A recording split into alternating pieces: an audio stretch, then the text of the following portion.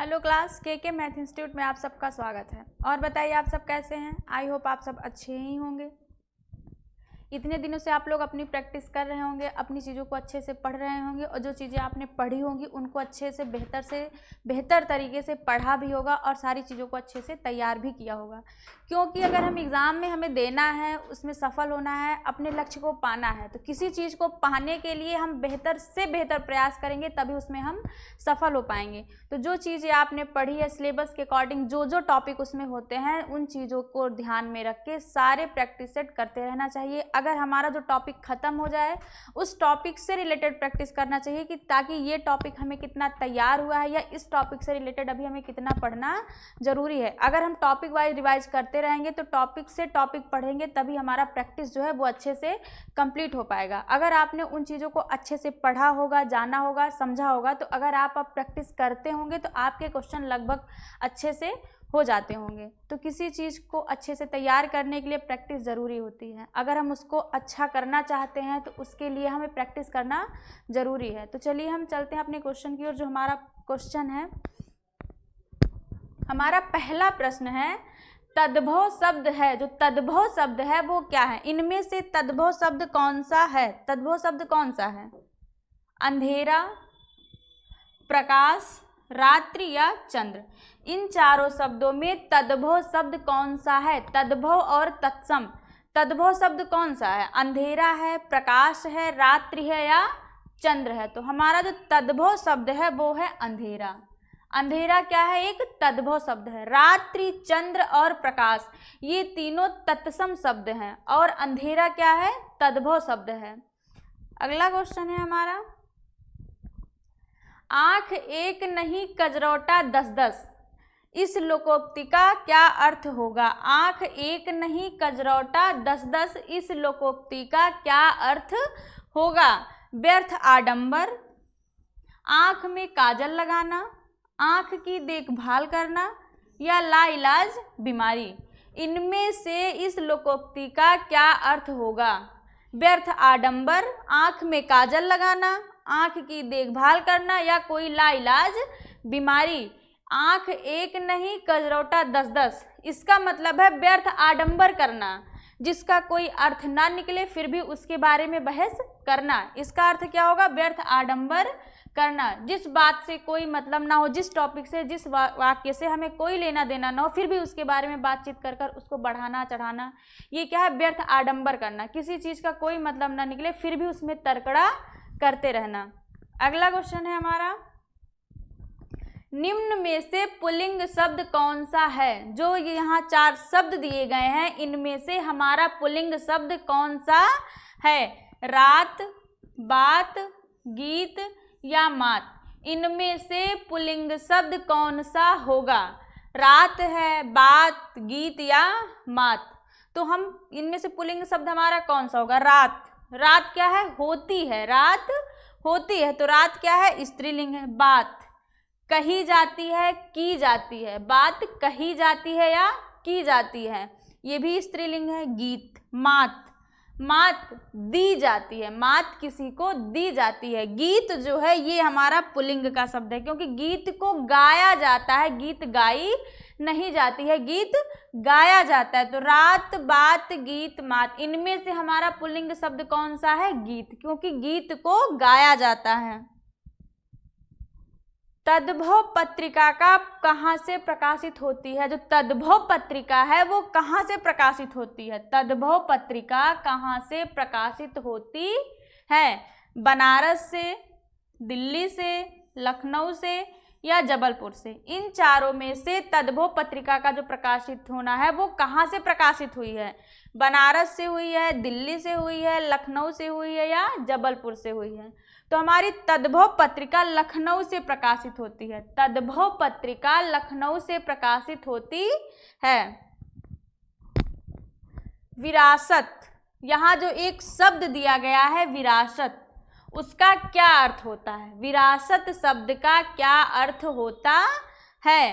प्रकृति से प्राप्त, पुरखों से प्राप्त, मित्रों से प्राप्त या मूल्य देकर खरीदा हुआ। विरासत शब्द का क्या अर्थ होता है? जो प्रकृति से प्राप्त हो, या जो हमें पुरखों से प्राप्त हुई हो, या मित्रों से प्राप्त हो, या किसी चीज को मूल्य देकर खरीदना। तो विरासत का अर्थ क्या होता है? विरासत का अर्थ होता है पुरखों से प्राप्त। विरासत का अर्थ होता है पुरखों से प्राप्त। नॉर्मली आपने लोगों को यूज करते हुए सुना होगा कि ये चीज़ें हमें किन से प्राप्त हैं? पुरखों से प्राप्त हैं। पुरखों से लोग कहते हैं ये इनकी विरासत है। विरासत है मतलब हमारे पुरखों ने हमें दी है। विरासत, इसका अर्थ क्या होता है? पुरखों से प्राप्त। अगला क्वेश्चन है हमारा, राम ने सुरेश के साथ मित्रता का निर्वाह किया। राम ने सुरेश के साथ मित्रता का निर्वाह किया। इसमें भाववाचक संज्ञा है। इसमें भाववाचक संज्ञा क्या है? राम, सुरेश, निर्वाह या मित्रता। राम ने सुरेश के साथ मित्रता का निर्वाह किया। राम ने सुरेश के साथ मित्रता का निर्वाह किया। ये जो यहाँ एक वाक्य दिया गया है, इसमें भाववाचक संज्ञा कौन सी है? इस दिए हुए वाक्य में भाववाचक संज्ञा कौन सी है? किस वाक्य में भाववाचक, कौन सा शब्द भाववाचक संज्ञा का है? राम ने सुरेश के साथ मित्रता का निर्वाह किया। राम, सुरेश, निर्वाह या मित्रता। तो हमारी भाववाचक संज्ञा कौन सी है? मित्रता। भाववाचक संज्ञा कौन सी है? मित्रता। राम ने सुरेश के साथ मित्रता का निर्वाह किया। किसका निर्वाह किया? मित्रता का। तो भाव किस में है? मित्रता में। तो भाववाचक संज्ञा कौन सी होगी? मित्रता। शुद्ध वाक्य है। यहाँ जो 4 वाक्य दिए गए हैं, इनमें से हमें बताना है कौन सा वाक्य शुद्ध है। तो शुद्ध वाक्य कौन सा है? राम ने एक थैला और 2 पुस्तकें खरीदी। राम ने एक थैला और 2 पुस्तकें खरीदी। राम ने एक थैला और 2 पुस्तकें खरीदा। राम ने थैला और 2 पुस्तकें खरीदें। राम ने एक थैला और 2 पुस्तकें खरीदी। राम ने एक थैला और 2 पुस्तकें खरीदी। राम ने एक थैला और 2 पुस्तकें खरीदा, या राम ने एक थैला और 2 पुस्तक खरीदे। इन चारों वाक्यों में से शुद्ध वाक्य कौन सा है? कौन सा वाक्य शुद्ध है? राम ने एक थैला और 2 पुस्तकें खरीदी, ये नहीं। राम ने एक थैला और 2 पुस्तकें खरीदी। खरीदी होगा क्योंकि राम ने एक थैला और 2 पुस्तकें खरीदी। हमारा शुद्ध वाक्य कौन सा है? राम ने एक थैला और 2 पुस्तकें खरीदी। अगला क्वेश्चन है हमारा, रसों को उद्दीप्त और उद्दीप्त करने वाले सामग्री क्या कहलाते हैं? रस को उदित और उद्दीप्त कहने वाली सामग्री क्या कहलाती है? जो रसों को उदित और उद्दीप्त करती हो वो सामग्री क्या कहलाएगी? रसों को उदित और उद्दीप्त करने वाली सामग्री विभाव, अनुभाव, अस्थाई भाव या संचारी भाव। रस को उदित और उद्दीप्त करने वाली सामग्री क्या कहलाती है? विभाव, अनुभाव, अस्थाई भाव या संचारी भाव। तो रसों को उदित और उद्दीप्त करने वाली सामग्री विभाव कहलाती है। रसों को उदित और उद्दीप्त करने वाली सामग्री विभाव कहलाती है। मन में जो भावनाएं जागृत होती हैं, चाहे किसी कारणवश हो या बिना किसी कारण के किसी कार्य का होना, तो जो रस है, अंदर की जो अनुभूति का उदित होना है और उद्दीप्त होना है, वो सामग्री क्या कहलाती है? विभाव कहलाती है। अगला क्वेश्चन है हमारा, जहाँ सुमतितः संपत्ति नाना, जहाँ सुमतितः संपत्ति नाना, जहाँ कुमतितः विपत्ति निदाना। पद में कौन सा रस है? जो यहाँ पद दिया गया है, जहाँ सुमतितः संपत्ति नाना, जहाँ सुमतितः संपत्ति नाना, जहाँ कुमतितः विपत्ति निदाना। पद में कौन सा रस है? करुण रस, भयानक रस, श्रृंगार रस या शांत रस। इन रसों में से कौन सा रस इस पद में या इस पंक्ति में है? जहाँ सुमतितः संपत्ति नाना, इसमें कौन सा रस है? शांत रस है। क्योंकि कहा गया है जहां सुमति तह संपत्ति नाना, जहां सांत्वना हो, जहां मन में भाव वहीं शांत हो। सुपति तह संपत्ति नाना, जहां कुमति तह विपत्ति निदाना। इसमें कौन सा रस है? शांत रस है। कौन सा है? शांत रस। चौमासा, चौमासा, चौमासा में कौन सा समास है? चौमासा में कौन सा समास है? द्विगु समास, द्वंद्व समास, कर्मधारय या तत्पुरुष। चौमासा में कौन सा समास है? द्विगु समास है, द्वंद्व समास है, कर्मधारय समास है या तत्पुरुष समास है? चौमासा संख्यावाची है तो कौन सा समास है? द्विगु समास है। कौन सा है? द्विगु समास है। चौमासा में द्विगु समास है क्योंकि ये संख्यावाची है। अगला है हमारा चूहा बिल से बाहर निकला। चूहा बिल से बाहर निकला में कौन सा कारक है? इस वाक्य में कौन सा कारक है? चूहा बिल से निकला में कौन सा कारक है? संप्रदान, अपादान, करण या संबंध। इन चारों में से कौन सा कारक इस वाक्य में है? चूहा बिल से निकला, ये कौन सा कारक है? अपादान, क्योंकि यहाँ जो से लगा हुआ है, चूहा बिल से निकला, बिल से अलगाव की रूप में प्रयोग किया गया, इसीलिए कौन सा कारण है? अपादान कारक। चूहा बिल से बाहर निकला, इसमें अपादान कारक है। महोत्सव, महोत्सव का संधि विच्छेद क्या होगा? महोत्सव, महाधन उत्सव, महोधन उत्सव, महोत्धनसव या महेधन उत्सव। महोत्सव का संधि विच्छेद क्या होगा? महोत्सव का संधि विच्छेद क्या होगा? महाधन उत्सव, महोधन उत्सव, महोत्धनसव या महेधन उत्सव। तो महोत्सव का संधि विच्छेद होगा महाधन उत्सव, महाधन उत्सव, क्योंकि ये स्वर संधि में आ के बाद यदि उ आया हो, आ के बाद यदि उ या उ आया हो तो अ किस में बदल जाता है? ओ में बदल जाता है। किस में बदल जाएगा? ओ में बदल जाएगा। तो महाधन उत्सव क्या हो जाएगा? महोत्सव, महाधन उत्सव, महोत्सव। चरण कमल बंदो हरिराई, चरण कमल बंदो हरिराई, इस पंक्ति में कौन सा अलंकार है? जो यहाँ पंक्ति दी गई है, इस पंक्ति में कौन सा अलंकार है? चरण कमल बंदो हरिराई।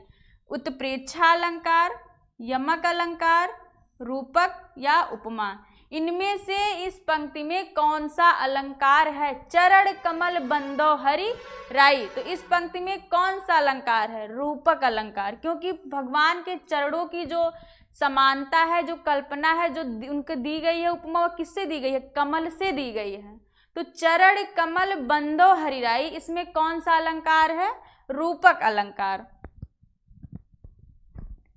मूक होई वाचाल, मूक होई वाचाल, पगु चढ़े गिरिवर गहन, पंगु चढ़े गिरिवर गहन, जासु कृपा सु दयाल।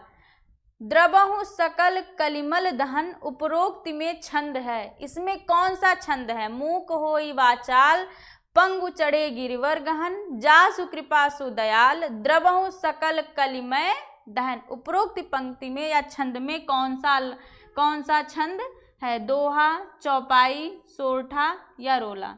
इनमें से कौन सा छंद है? जो यहाँ पंक्ति दी गई है उस पंक्ति या उस चरण में कौन सा छंद है? उपरोक्त में कौन सा छंद है? मूक होई वाचाल, पंगु चढ़े गिरिवर गहन, जासु कृपा सुदयाल, द्रवहु सकल कलिमल दहन।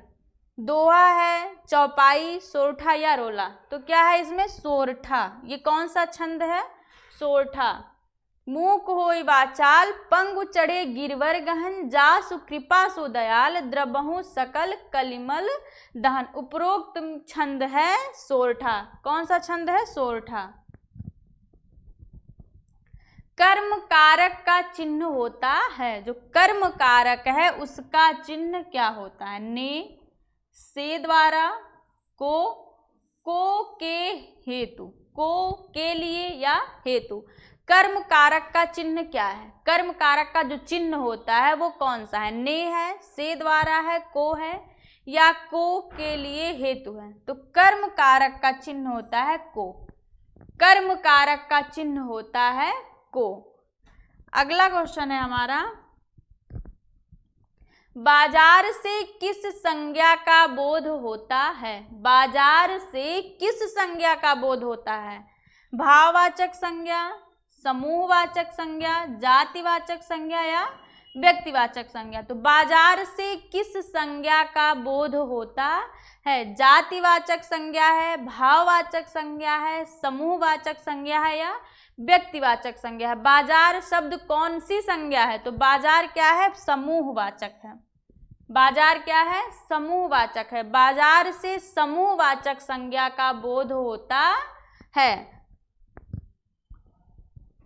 निम्नलिखित में से कौन गुणवाचक विशेषण नहीं है? निम्नलिखित में से कौन सा गुणवाचक विशेषण नहीं है? गोल, अधिक, नुकीला या भीतरी? इन चारों में से कौन सा गुणवाचक विशेषण नहीं है? गोल, अधिक, नुकीला या भीतरी? कौन सा विशेषण नहीं है? ये कौन सा इनमें से शब्द है जो गुणवाचक विशेषण नहीं है? तो है अधिक। अधिक जो है वो गुणवाचक विशेषण नहीं है। गोल ये विशेषता बतला रहा है, उसके अंदर के जो गुण है, क्वालिटी है, उसको बता रहा है कि वो कैसा है, गोल है। नुकीला वो नुकीला है। भीतरी उसके भीतरी, इन चीज़ों की जो विशेषता, उनके अंदर की जो गुण है, जो क्वालिटी है, उनकी जो विशेषता बता रहा है वो गुणवाचक विशेषण है। तो कौन सा गुणवाचक विशेषण नहीं है? अधिक। अधिक शब्द जो है वो गुणवाचक विशेषण नहीं है।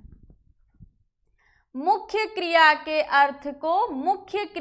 अर्थ को स्पष्ट करने वाली क्रिया होती है। जो मुख्य क्रिया के अर्थ को स्पष्ट करे, जो मुख्य क्रिया के अर्थ को स्पष्ट करे वो कौन सी क्रिया होती है? सहायक क्रिया, प्रेरणार्थक क्रिया, नामबोधक या नाम धातु? मुख्य क्रिया के अर्थ को स्पष्ट करने वाली क्रिया कौन सी क्रिया कहलाती है? सहायक क्रिया, प्रेरणार्थक क्रिया, नामबोध या नाम धातु? तो मुख्य क्रिया के अर्थ को स्पष्ट करने वाली क्रिया सहायक क्रिया कहलाती है। मुख्य क्रिया के अर्थ को स्पष्ट करने वाली क्रिया सहायक क्रिया कहलाती है। यथाशक्ति, यथाशक्ति में कौन सा समास है? यथाशक्ति में कौन सा समास है? कर्मधारय, तत्पुरुष, द्वंद्व या अव्ययी भाव?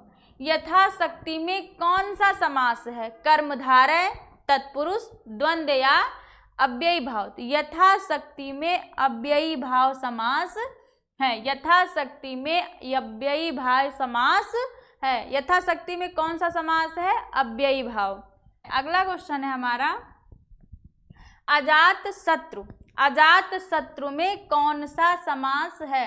अजात शत्रु जो शब्द दिया गया है, अजात शत्रु, इसमें कौन सा समास है? तत्पुरुष समास, द्वंद्व समास, कर्मधारय समास या बहुब्रीहि समास? अजात शत्रु में कौन सा समास है? अजात शत्रु में बहुब्रीहि समास है, जिसका ना उत्तर पद प्रधान होता है न पूर्व पद प्रधान होता है। इसका एक अलग ही पद प्रधान होता है, जिसका एक अलग तीसरा अर्थ निकलता है। अजात शत्रु में कौन सा समास है? बहुब्रीहि समास है। कौन सा? बहुब्रीहि समास। तो जो क्वेश्चन आपके लिए एग्जाम में इंपॉर्टेंट थे, जो कई बार परीक्षाओं में पूछे जा चुके हैं, उन्हीं सारे प्रश्नों को मैंने आपसे करवाए हैं। तो जो चीज़ें आपने आज तक पढ़ा है, जो भी टॉपिक अच्छे से पढ़ा है और समझा है, उससे रिलेटेड आप लोग अपने प्रैक्टिस करते रहिए, तो आपकी जो तैयारी है वो और अच्छे से होती रहेगी। तो आज के लिए बस इतना ही। हम मिलते हैं नेक्स्ट वीडियो में अगले प्रैक्टिस के साथ। आज के लिए आप सभी को धन्यवाद।